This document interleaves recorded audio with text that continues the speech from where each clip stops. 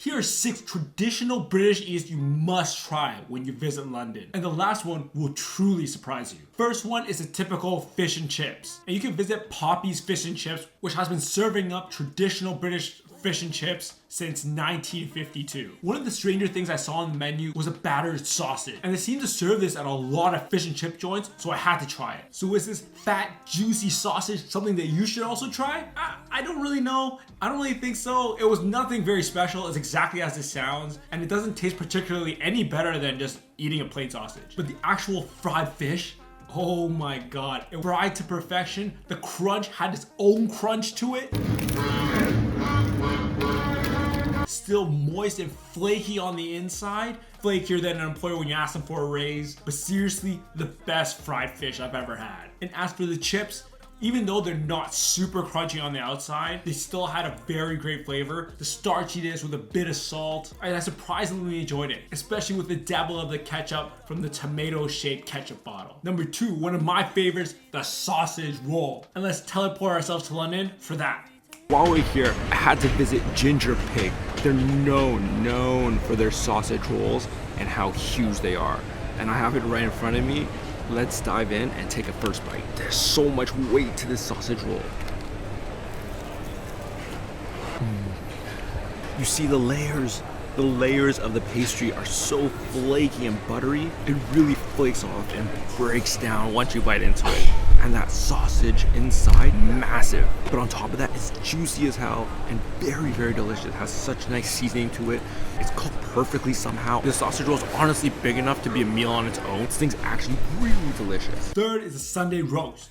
We went to Fallow to eat this, and it's only available obviously on a Sunday. The restaurant had a really cool setup, and their bar seating was facing the kitchen. So you got to see all the chefs work their magic and create all the delicious food that goes out to all the guests. And then came my dish, the lamb shank roast, which came with roasted potatoes that were almost fried up on the outside, giving just that little bit of extra texture. Some creamy mash and a fluffy Yorkshire pudding. It's like biting into a cloud. And that lamb shank, massive.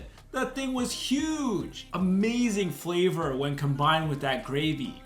Although I found the insides to be a tiny bit dry. It's a fairly lean cut of meat, so a little bit understandable. You can imagine if you order something like the pork belly, which is much fattier, how delicious that would be combined with everything else. It was really delicious. Fourth is the full English breakfast. I went to 2 joints for this, so I'll do a little bit of a review for each one. The first place called Duck and Waffle. It's on the 40th floor of a building, open 24 hours, serving breakfast starting at 6. So when my plate arrived, you see some crispy bacon, fatty just like how bacon's supposed to be, a hash brown with a fried exterior, but salty potato-y goodness right in the middle of it, a sweet roasted tomato, and a very well seasoned sauce that's packed tightly, very dense, so had a little bit more of a chew. And the funny thing is, shaped like a poop, but gladly it didn't taste like it. It tasted fantastic. And lastly, a fresh portobello mushroom. This was in every way an elevated full English breakfast. The ingredients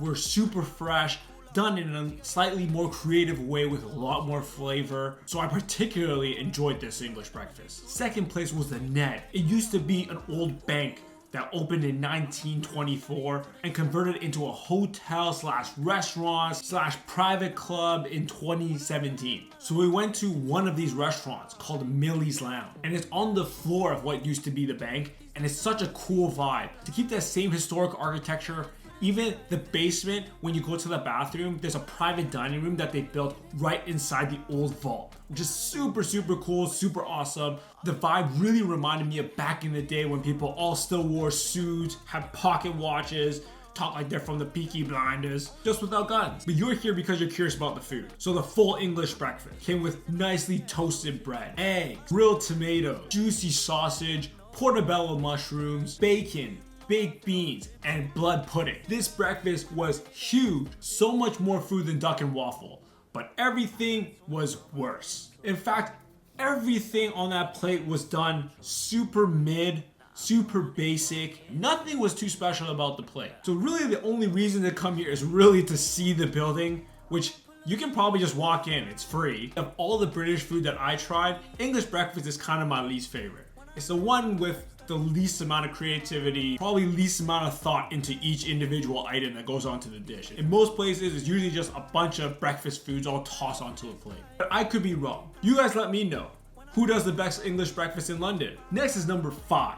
This really isn't a food, but you must go drinking at an English pub. And there's nothing more English than visiting a Wetherspoons. This is an iconic pub that everybody knows and has been to. It's massive with over 700 locations around the UK. After that, you gotta visit a couple places with a different vibe and have a pint at each. One of the things about pub culture that I loved while I was in London is how no matter how small the pub might be, you can see a giant group of people outside having a pint. You didn't need to have a seat. You can just grab that pint, stand outside, and just return the glass afterward. And remember, in most pubs in London, you have to go up to the actual bar counter and order your drinks there. And here's another thing. People in London drink fast. A lot of things close around like 11 to 12-ish on most days. So people are really there to drink quickly and get back home. Number 6, the most surprising British food you can have in London is Indian food. Yes, in Britain, you should have some Indian food. This is because one of their national dishes is chicken tikka masala, which is an Indian dish. Indian food is also a super popular cuisine that you can find all over the UK. And if you want to see what I had in London, you have to hit that subscribe button because it's coming in a video where I eat Michelin-starred Indian food. So you don't want to miss that. Sub to the channel. Like this video if you thought it was helpful. Hopefully you get to go to all these amazing places on your trip. I'll see you guys next time. Peace!